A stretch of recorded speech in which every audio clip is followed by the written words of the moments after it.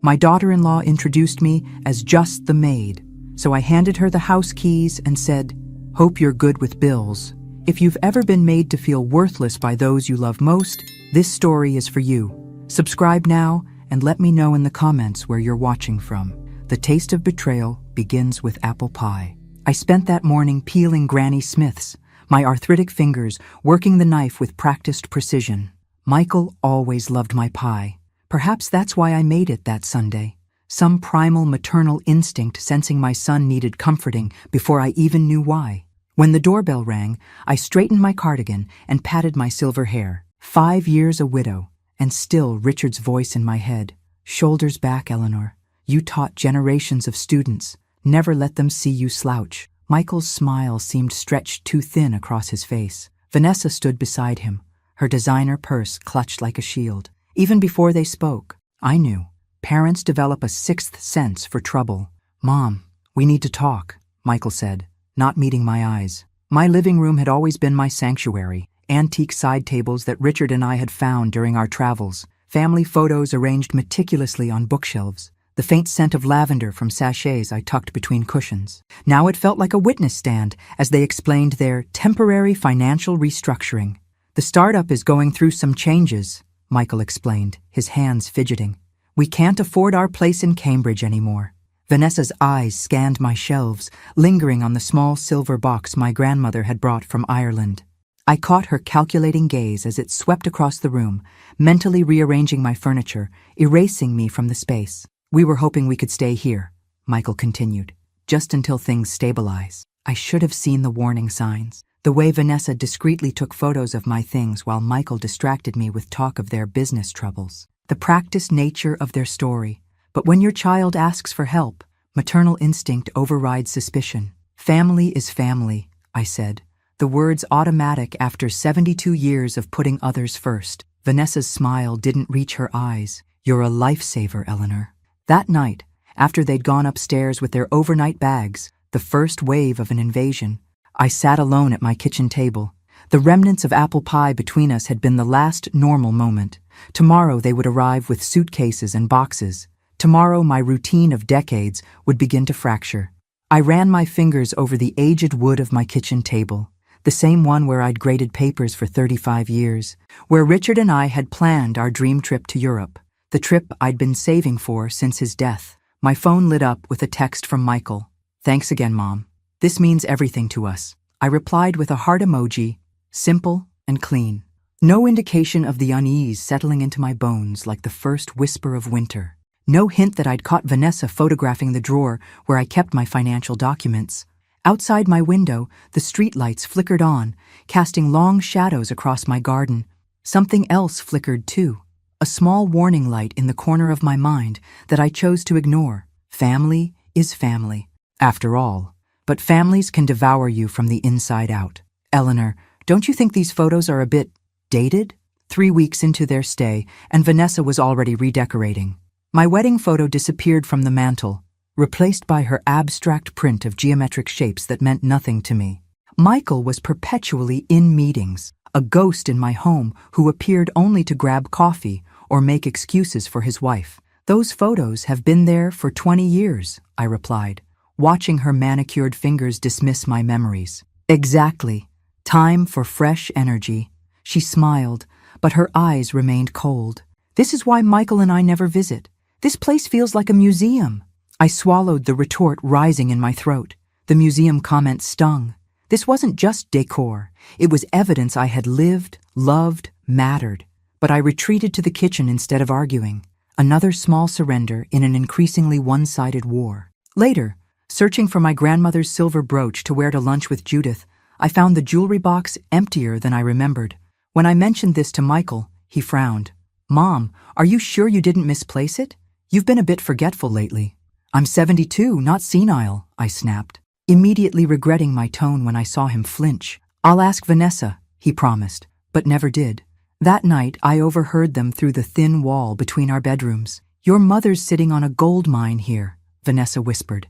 "That retirement fund, this house, why is she hoarding it all for some stupid vacation? She worked her whole life. Van, she deserves, what about what we deserve? This temporary situation could be permanent if we play it right. I pressed my palm against the wall, feeling the vibration of their voices plotting against me. Somehow, I'd become a resource rather than a person, a means to their end. The next morning, I started keeping a journal, documenting each small theft, each boundary crossed. I moved my passport and most important documents to a lockbox at the bank. Not paranoia if they're really after you, Richard would have said. Small bills began disappearing from my purse. The groceries I bought vanished overnight, replaced by expensive organic brands I couldn't afford, yet somehow I was still expected to cook for 3. "We're contributing," Michael insisted when I finally broached the subject of expenses. He slid $200 across the table, less than a quarter of that month's utilities and food costs. "The startup's almost turning the corner," he added, the same promise he'd made 3 weeks ago. I nodded, accepting the insufficient offering while mentally calculating how much longer my savings would last at this rate. The European trip fund was dwindling, each withdrawal a small death of the future Richard and I had planned. That evening, I found Vanessa wearing my reading glasses while scrolling through her phone. "Sorry, forgot mine upstairs," she said without looking up. "By the way, we're having some investors over for dinner next week. You'll help, right? Your cooking is so homey." The way she said homey, like it was one step above primitive. In my own home, I'd become invisible except when useful. A cook, a maid, a bank account, everything but the person I'd spent 72 years becoming. I agreed to cook for her investors, hating myself a little for the automatic compliance, for the lifetime habit of accommodating others until there was nothing left of myself to give. That night, I dreamt of empty rooms where my possessions once stood, and of locked doors I no longer had keys to open. "Eleanor, would you mind handling the laundry today? My silks need special care." Vanessa's request, command really, came as I was balancing checkbooks at the kitchen table. 4 months into their stay, and the temporary arrangement had calcified into permanent expectation. I looked up from my dwindling account balance. "I have plans with Judith this afternoon." Vanessa's perfectly sculpted eyebrow arched. "Oh? Well, I suppose Michael's blue shirt can wait until tomorrow's meeting. It's only the potential Series A investors. After all, the manipulation was so transparent it was almost artistic." I closed my checkbook and stood. "Leave the basket by the washing machine," I said, hating the defeat in my voice. This was the new rhythm of my days. Cooking meals I couldn't afford, cleaning spaces that were no longer mine, watching my retirement account shrink like ice in summer heat. Meanwhile, packages arrived daily for Vanessa. Designer clothes with tags I recognized from luxury department stores. That evening, preparing dinner, I overheard them in Richard's old study, which had become Michael's home office. "We need to extend our stay at least another 6 months, Vanessa was saying. "The investors want to see stability before they commit." "Mom's been asking when we're moving out," Michael replied, his voice hesitant. "She mentioned her Europe trip again yesterday." Vanessa's laugh was sharp enough to cut glass. Europe? At her age? That money would be better invested in our future. Our family's future. It was her dream with Dad. Dreams change. Reality doesn't. We need capital for expansion, and she's sitting on it while living in the past. I set down the knife I'd been chopping vegetables with, my hand trembling. In their eyes, I wasn't even a person anymore, just an obstacle to their ambitions, an ATM with inconvenient opinions. That night, I removed the small lockbox from beneath my sweaters and counted my emergency cash. Not enough to live on, but perhaps enough to escape if necessary. I added my passport and the deed to the house, which thankfully remained solely in my name. The next morning, checking my bank statement online, I noticed unfamiliar charges, streaming services I never used, food delivery apps, online shopping. The joint account I'd opened with Michael for household expenses had been drained to near zero. When confronted, Michael looked genuinely surprised. "Must be a mistake." "Mom, I'll talk to Vanessa." His promise evaporated like morning dew. No explanations, no reimbursements, just more vague assurances about the startup's imminent success. That afternoon, I called my landlord, Mr. Peterson, ostensibly to report a leaky faucet. Really, I needed to confirm my suspicion.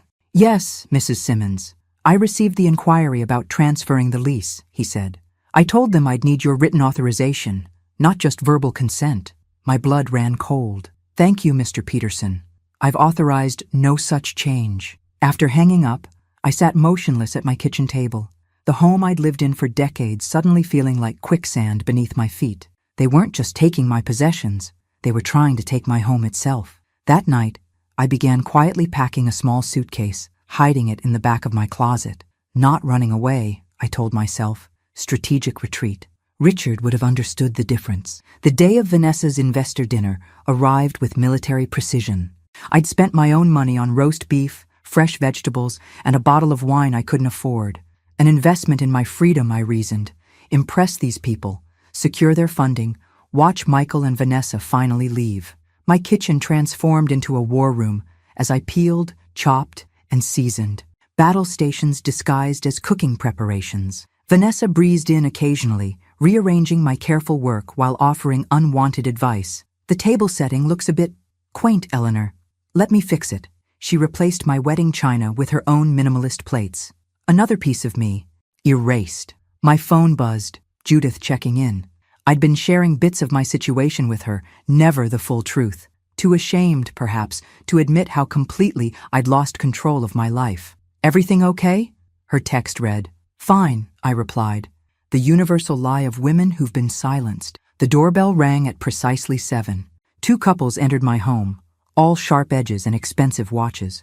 I recognized their type immediately.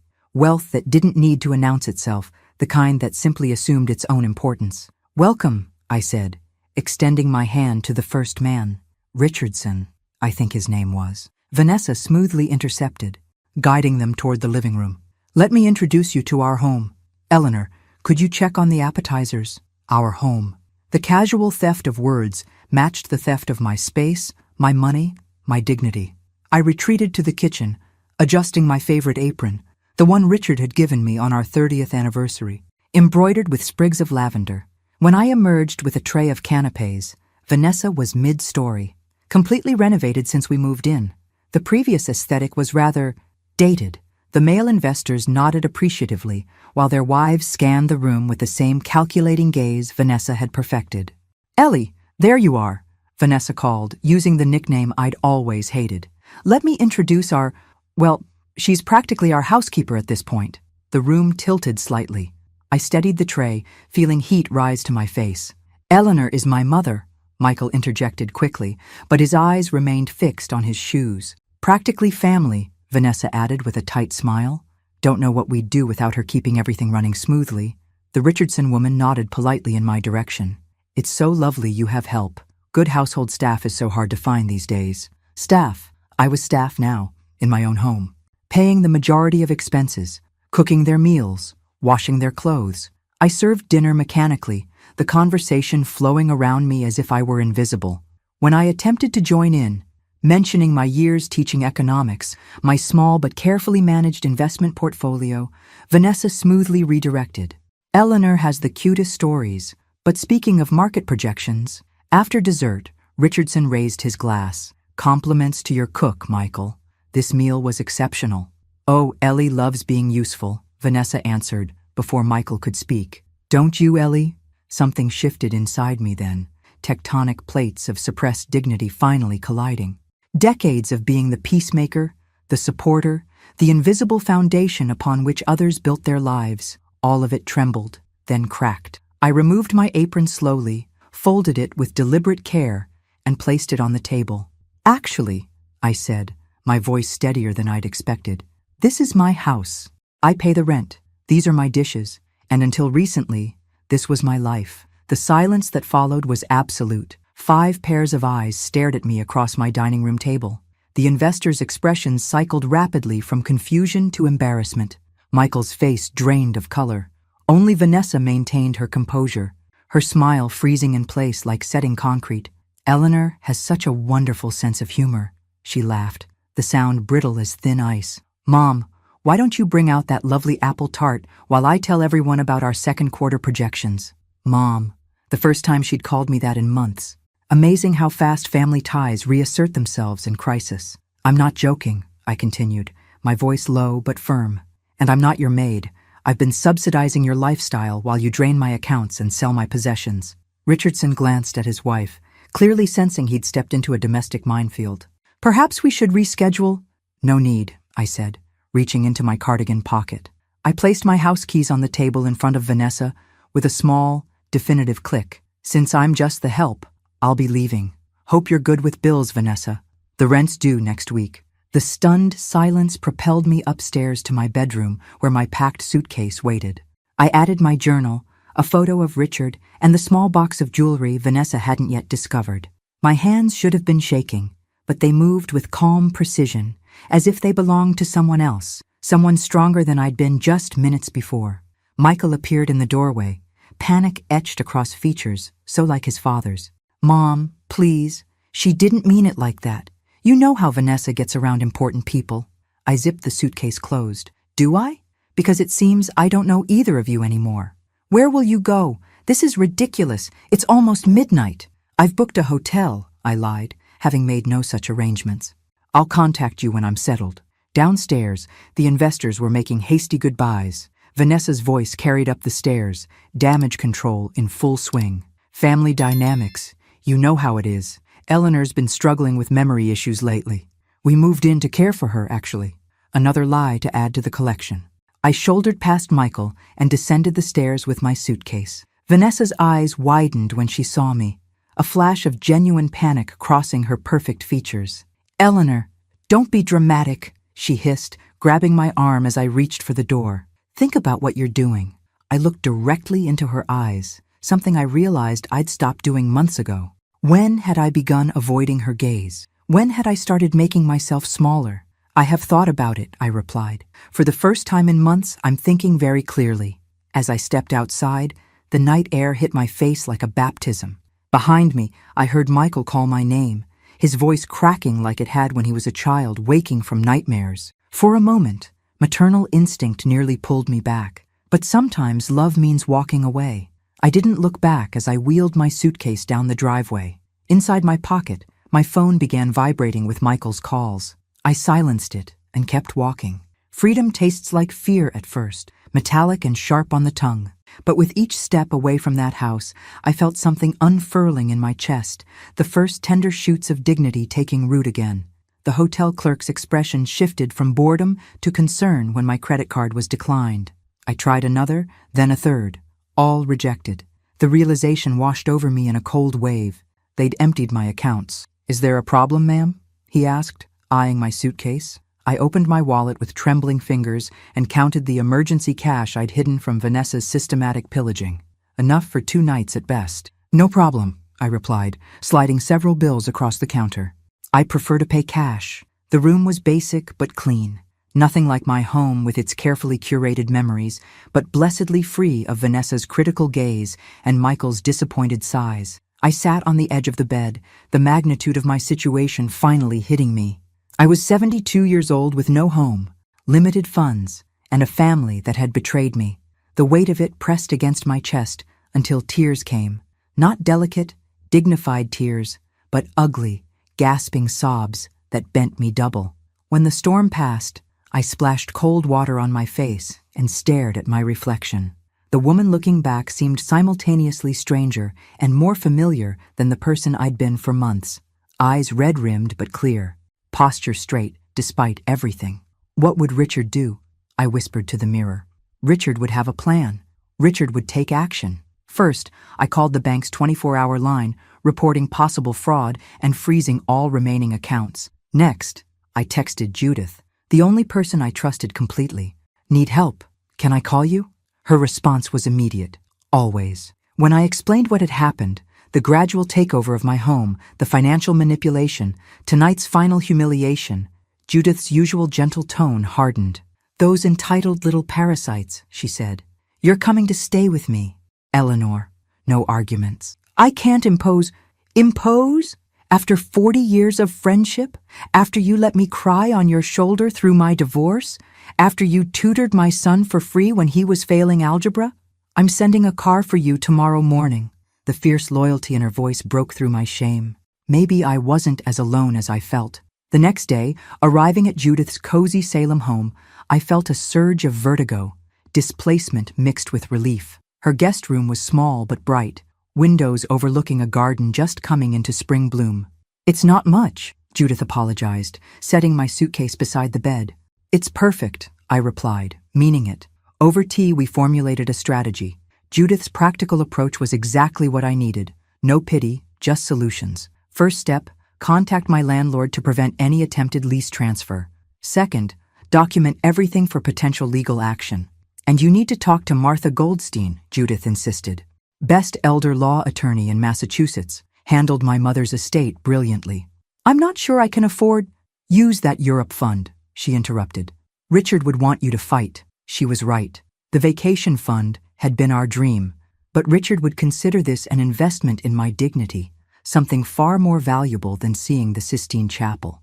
That afternoon, I received a text from Michael. Mom, please come home. We can explain everything. Home, as if I still had one.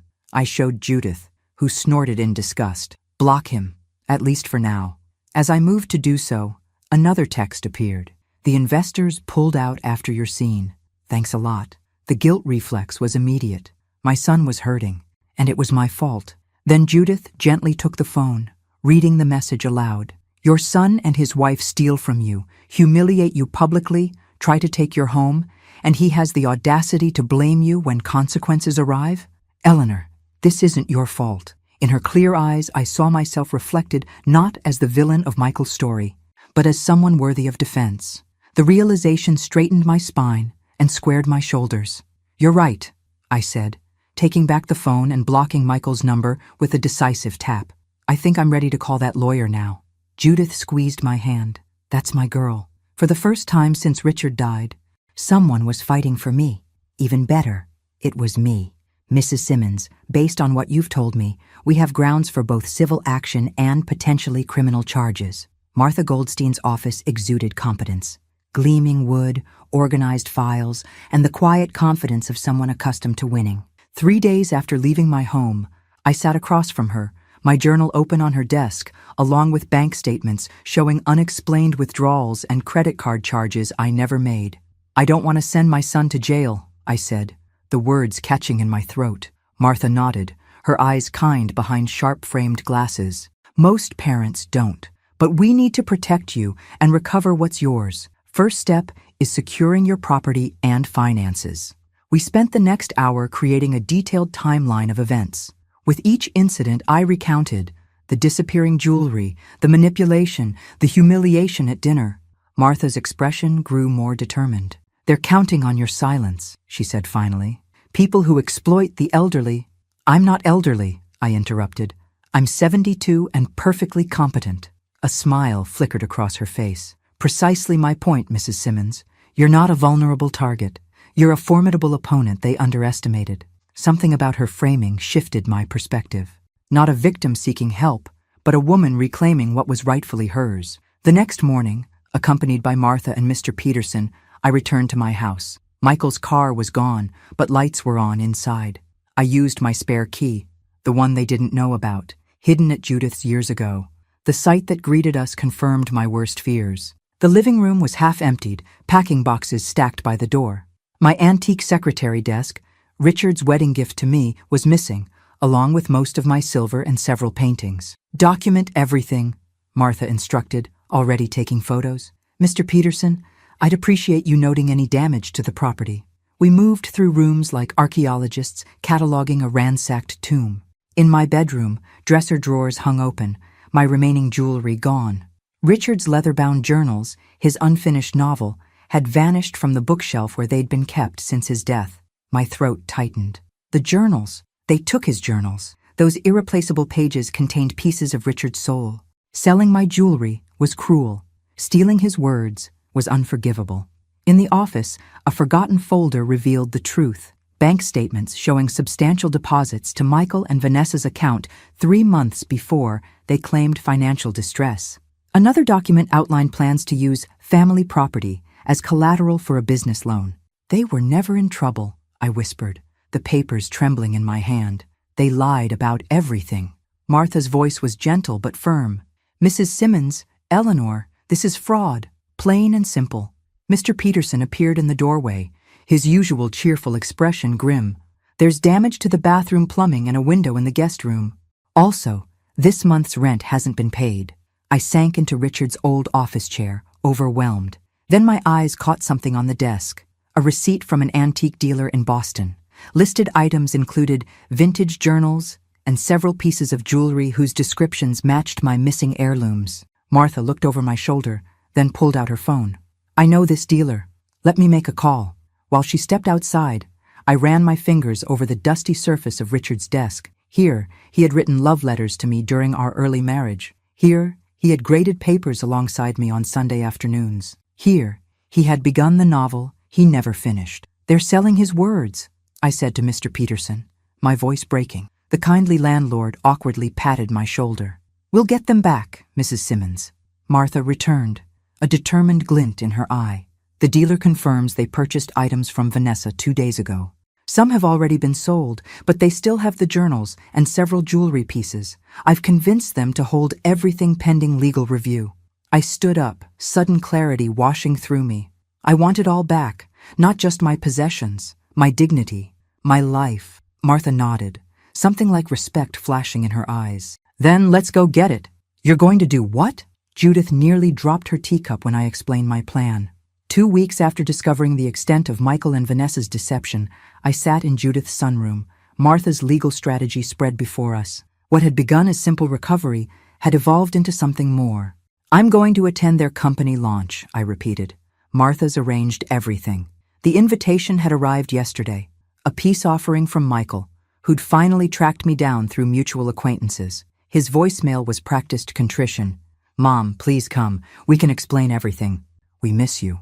What Michael didn't know was that Martha had already begun legal proceedings. The antique dealer, fearing accessory charges, had returned Richard's journals and provided detailed records of all transactions with Vanessa. My bank had reversed most of the fraudulent charges, and most importantly, Martha had secured a court order preventing any attempt to use my property as loan collateral. "Isn't confronting them risky?" Judith asked. "They've already shown how manipulative they can be." I sipped my tea, noting how my hand no longer trembled. "That's why we're not confronting them, yet. We're gathering evidence. The launch event would be filled with investors and business journalists, the perfect audience for the truth to emerge organically. Not as a scandal, but as a consequence of choices Michael and Vanessa had made. Besides," I added, "I've been invisible for too long. It's time they saw me." The day before the event, I visited a salon for the first time in years. The stylist's eyes lit up when I explained what I wanted. "Not a dramatic change," I clarified. "Just an update, something that reflects who I am now." 2 hours later, I hardly recognized the woman in the mirror. My silver hair, usually pulled back in a simple bun, now fell in a sleek bob that framed my face. The cut emphasized cheekbones I'd forgotten I had, and brightened eyes dulled by months of suppressed anger. "Perfect," I whispered, meeting my own gaze without flinching. Next stop was a boutique Judith had recommended. The saleswoman, instead of dismissing me as too old for her stylish wares, guided me toward outfits that balanced elegance with authority. "You carry yourself like someone with presence," she observed, helping me into a deep blue dress with clean lines and subtle detailing. "You should wear clothes that honor that." I emerged with the blue dress and a tailored pantsuit in soft gray, colors that felt like me, but a stronger version than I'd allowed myself to be recently. That evening, Martha called with final arrangements. "We'll arrive separately. Our court official will wait for my signal. The journalist will approach only after I've made initial contact. And Michael, Vanessa, they'll have the opportunity to explain themselves. How they respond determines what happens next." After we hung up, I stood at Judith's guest room window, watching twilight settle over her garden. Something Richard once said floated back to me. "Courage isn't being unafraid, Ellie. It's being afraid and doing what's right anyway." Tomorrow I would face my son and the woman who had systematically dismantled my life. I was terrified of confrontation, of public exposure, of seeing the final dissolution of what our family had been. But for the first time in years, fear wasn't making my decisions. I was. The hotel ballroom glittered with ambition and expensive watches. Standing in the entrance, I adjusted my blue dress and took a steadying breath. Judith squeezed my hand before melting into the background as planned. "Remember," she whispered, "you belong here more than anyone." Across the room, Vanessa held court in a stunning red dress I recognized immediately. I'd seen the charge on my credit card statement. Michael orbited nearby, smiling tensely at potential investors. I moved through the crowd, accepting a champagne flute from a passing waiter. Several guests glanced at me curiously. I clearly wasn't the typical startup scene demographic, but something in my demeanor prevented questions. Amazing what straight shoulders and direct eye contact could accomplish. Vanessa spotted me first. Her perfect smile flickered for just a moment before reasserting itself with doubled wattage. "Eleanor," she exclaimed, gliding over with practiced grace. "You came! Michael will be thrilled." Up close, I could see the calculation behind her warm welcome. What story had they prepared? What role was I expected to play tonight? "I wouldn't miss it," I replied, my voice steady. "Family is family." After all, Michael appeared at her side, relief washing over his features. "Mom, I'm so glad you're here. We have so much to explain." "Later," Vanessa interrupted smoothly. "The presentation is about to begin. Eleanor, there's a seat saved for you in the back." Of course there was. Out of sight. Contained. Managed. I nodded pleasantly and moved toward the indicated chair, but instead took a position along the wall with clear sightlines to the stage. The lights dimmed, and a slick promotional video began playing. Images of Michael and Vanessa in a sleek office, earnestly discussing their business vision. Vanessa's voiceover provided the narrative. "We started with nothing but an idea and determination. When faced with financial setbacks, we didn't give up. We innovated." The screen showed them working late nights, making sacrifices, a classic startup struggle story, entirely manufactured. I sipped my champagne, waiting. After the video, Vanessa took the stage. She was magnificent, articulate, compelling, the perfect entrepreneurial success story. She spoke of resilience, of reinvention, of leveraging limited resources to achieve unlimited potential. "When we were at our lowest point financially," she said, her voice catching in practiced emotion, "we found strength in scaling back, in simplifying our lives." Translation: in moving into my house and systematically draining my accounts. As she concluded to enthusiastic applause, I felt Martha's presence beside me. "Ready?" she murmured. I nodded, suddenly calm. This wasn't about revenge, it was about truth. During the networking reception that followed, I circulated slowly through the room. Several of Vanessa's investors from that fateful dinner recognized me, confusion crossing their faces. "Mrs. Ellis, was it?" one asked hesitantly. "Simmons, Eleanor Simmons." I extended my hand. "We met at my house several months ago. I believe Vanessa introduced me as the housekeeper." His discomfort was immediate. I thought that was your home." They implied, "Many things were implied," I replied evenly. "Few were true." Martha appeared with practiced timing, introducing herself as my attorney. Nearby, I noticed the journalist she'd arranged, seemingly engaged in casual conversation, but angled to overhear. "Mrs. Simmons has some interesting insights into the company's origin story," Martha said pleasantly, "particularly regarding their claims of bootstrapping from financial hardship." The investor glanced between us, suddenly wary. "Perhaps we should include Michael and Vanessa in this conversation." "Excellent suggestion," I agreed. As if summoned by the tension in the air, Michael and Vanessa approached, their expressions shifting from confidence to caution when they saw Martha. "Mom, is everything okay?" Michael asked, his eyes darting to Martha's professional attire and notebook. I smiled, feeling strangely peaceful. "Everything is becoming okay, Michael. I thought your investors might appreciate the full story behind your, what did Vanessa call it? Your resilience during financial hardship?" Vanessa's perfect mask slipped for just a fraction of a second, enough for me to see the calculation behind her eyes. "Weighing damage control options. Eleanor has been going through a difficult time," she began, her voice honey-sweet with concern. "We actually moved in with her because we were worried about her memory issues." "My memory is excellent," I interrupted calmly. "I remember exactly when you photographed my financial documents, when you began selling my possessions, when you emptied my accounts." The small circle around us had grown silent. Nearby conversations quieted as attention shifted our way. "Mom, this isn't the place," Michael started, panic rising in his voice. "On the contrary," Martha interjected. "When better to discuss the truth behind a company's founding than at its launch?" She opened her portfolio, removing several documents. "Perhaps you'd like to explain to your investors how a company supposedly struggling financially managed to secure a significant investment round 3 months before you claimed financial hardship to your mother?" The court official I'd noticed earlier moved subtly closer, documents of his own at the ready. I met Michael's eyes directly. You lied to me, took from me, humiliated me, and planned to use my home as collateral without my knowledge. Tonight, you're presenting yourselves as self-made success stories. I gestured around the elegant room, but this isn't success. It's fraud, and it ends tonight. The Boston Globe headline appeared 3 days after the launch event. Tech startup faces allegations of elder exploitation. The article didn't name me directly, but anyone at the event would recognize the situation described. Sitting in Martha's office, I read the piece with mixed emotions. Relief that the truth was emerging, sadness that it had come to this, and underneath it all, a quiet pride in finally standing up for myself. The investor pullout is already happening, Martha noted, setting a coffee cup before me. 3 have withdrawn funding pending investigation. I set down the newspaper. What happens next? They have 2 choices: fight us in court with evidence stacked against them, or settle. She smiled slightly.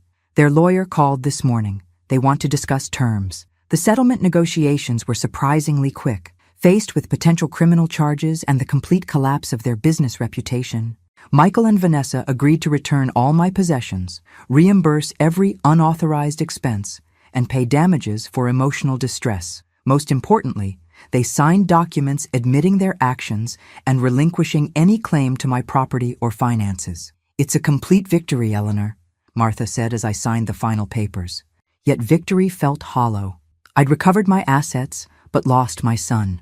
The antique dealer, eager to avoid legal complications, helped recover most of my sold possessions. Some items had traveled too far to retrieve, but Richard's journals returned to me intact. The moment I held them again, tracing his handwriting with my fingertips, something tight in my chest finally released. "Thank you," I whispered to Martha. She squeezed my shoulder. "This is just the beginning, Eleanor. Now you get to rebuild." And rebuild I did. With the settlement money, I found a new apartment. Smaller than my old home, but filled with light and possibility. Judith helped me arrange my recovered furniture, creating spaces that honored my past while embracing my future. "It looks like you," she declared when we finished. "Strong, elegant, no unnecessary frills." I laughed, the sound surprising me with its freedom. "Are you calling me frumpy?" "I'm calling you authentic," she corrected. "Something your son and his wife know nothing about." Michael had tried contacting me several times since the settlement. His messages shifted from anger, "You've destroyed everything we worked for," to bargaining, "If you'd just talk to us first," to what sounded like genuine remorse. "I don't expect forgiveness, but I need you to know, I'm sorry." I hadn't responded, not from spite, but because I needed time to find my own voice again before engaging with his. 6 weeks after moving into my new apartment, I received an unexpected message from Vanessa. "I'm filing for divorce. Michael blames me for everything. We've lost the business, the house, everything. I thought you should know your revenge is complete." I showed the message to my therapist, Dr. Chen, during our weekly session. "Do you see this as revenge?" she asked. I considered the question seriously. No, revenge would have been destroying them because they hurt me. This was about consequences, allowing the truth to create natural outcomes. Dr. Chen nodded. "And how do you feel about Michael now?" The question hit the tender spot I'd been circling for weeks. "I love him. He's my son, but I don't trust him, and I don't know if I ever will again." "Trust can sometimes be rebuilt," she observed, "but only with consistent actions over time." That evening, I finally responded to Michael's latest message. "I'm not ready to talk yet. When I am, it will be about moving forward, not reliving the past." His reply came immediately. "I'll wait, for as long as it takes." Looking around my new home, my space, arranged my way, funded by my money, I felt something I hadn't experienced in years: peaceful sovereignty over my own life. On my desk sat a travel brochure for Italy, Europe, the dream Richard and I had shared. Beside it lay a new journal where I'd begun planning the trip, now reimagined as a solo adventure. "I'm doing it, Richard," I whispered to the empty room that somehow didn't feel empty at all. It just took me a while to find my way. The cafe near Boston Common was my choice, neutral territory for this first meeting. I arrived early, selecting a table with a view of both the entrance and the park beyond. Small decisions that were entirely mine. The daily pleasure of such choices still hadn't faded. 3 months had passed since the settlement. 3 months of rebuilding my life piece by piece. Weekly therapy sessions, coffee with Judith, volunteer work at the library, small steps that formed a path back to myself. Michael entered exactly on time, scanning the room until he spotted me. He looked different, thinner, with shadows under his eyes and a hesitancy in his movements I'd never seen before. Gone was the confident startup entrepreneur with the perfect life. This was someone humbled, perhaps even broken. "Mom," he said, stopping at my table. "Thank you for agreeing to meet." I gestured to the chair across from me. "Sit down, Michael." He did, hands fidgeting with a paper napkin. The silence stretched between us. 32 years of love and history, now fractured by betrayal. "I don't know where to start," he finally said. "The beginning might help," I suggested, keeping my voice neutral. He nodded, drawing a deep breath. "Vanessa and I were never in financial trouble. The business was doing well, better than well. We wanted to expand rapidly, and we needed capital. So you decided to take mine." We didn't think of it that way at first. We told ourselves we were just borrowing space, resources. His eyes finally met mine. "But then it became so easy to take more. You never questioned us, never pushed back. Because I trusted you," I said simply. "You were my son." He flinched at the past tense. "Vanessa was persuasive. She kept saying you had more than you needed, that you'd want to help us succeed if you really understood. Did you believe that?" His hands stilled. "I wanted to. It made it easier to justify everything. But deep down, no. I knew we were taking advantage. I just couldn't stop the momentum once it started." I sipped my tea, letting his words settle.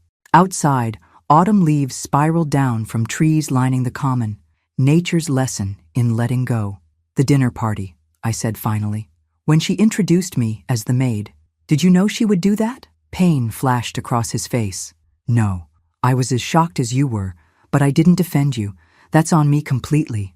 "Why not?" "Because I was a coward," he answered, no hesitation. "Because standing up to Vanessa meant facing what we were doing to you, and I couldn't bear to see myself that clearly." His honesty surprised me. Perhaps divorce and disgrace had forced a reckoning I couldn't have. "Vanessa's gone back to Chicago," he continued. "The divorce was finalized last month. I'm working at my friend's landscaping company now. Manual labor, minimum wage. It's humbling." I studied my son's face, the features so like Richard's, yet uniquely his own. The boy I'd raised, the man who'd betrayed me. Both realities existed simultaneously. "I don't expect forgiveness," Michael said quietly. "I just wanted you to know I understand what I did. To you. To us. I've lost the right to call myself your son, but I'm trying to become someone worthy of something. Some kind of relationship eventually, if you'll allow it." I thought of Dr. Chen's words about trust requiring consistent actions over time. One conversation couldn't erase months of exploitation, but it could be a beginning. "I'm going to Italy next month," I said. His eyes widened. "Dad's dream trip. Your dream." "Yes, for 3 weeks. Judith was going to join for part of it, but her arthritis is acting up." "I'm glad you're still going," he said. Genuine warmth in his voice. "Dad would be so happy." I placed my hands flat on the table, wedding ring catching the light. "When I return, perhaps we could meet again. Begin the process of whatever comes next." Hope flickered in his eyes. "I'd like that." As we parted outside the cafe, Michael hesitated, clearly wanting to hug me, but respecting the distance I maintained. "Mom," he said softly, "thank you for not giving up on me entirely." I studied him in the golden autumn light. My child, yet a stranger I was just beginning to know. "I haven't decided yet," I answered honestly, "but I'm willing to watch and wait." Walking away, I felt lighter than I had in months. Not because everything was fixed. It wasn't, and might never be completely, but because I had faced the hardest conversation of my life, on my own terms, without diminishing myself to ease another's guilt. That, I realized, was what dignity felt like. Florence in November is magical. Fewer tourists, golden light, and a crispness in the air that makes every ancient stone seem more vivid. Standing on the Ponte Vecchio, I watched the Arno River flow beneath me, centuries of history carried in its current. 2 weeks into my Italian journey, I'd settled into a rhythm of exploration and reflection.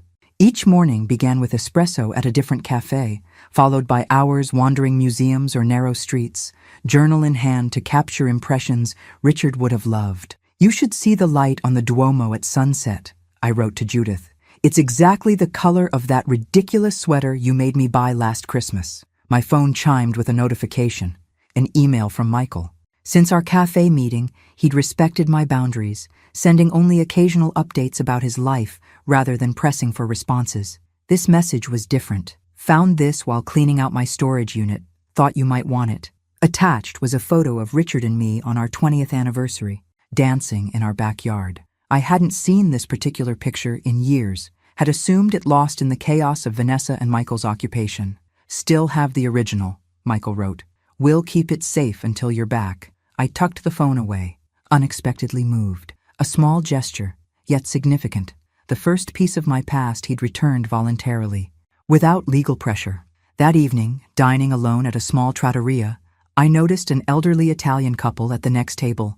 They ate in comfortable silence, occasionally exchanging glances that contained entire conversations. 60 years of marriage, the waiter told me proudly.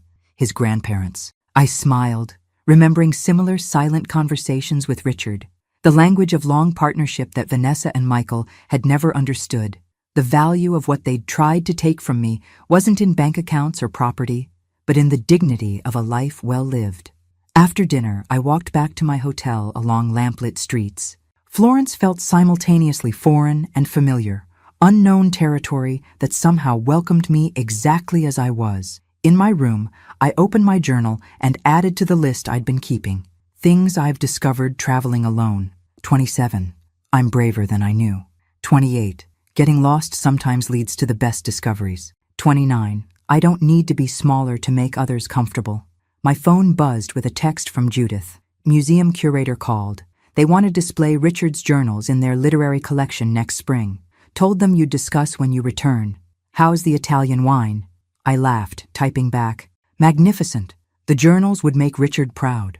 The journals, Richard's unfinished novel that Vanessa had tried to sell, would have a home where others could appreciate them. Another circle, completing itself. On my final morning in Florence, I visited the Uffizi Gallery. Standing before Botticelli's Birth of Venus, I found myself mesmerized not by Venus herself, but by her expression, serene confidence as she emerged fully formed from chaos. Beautiful, isn't it? Asked an American voice beside me. I turned to find an older gentleman with kind eyes and a guidebook.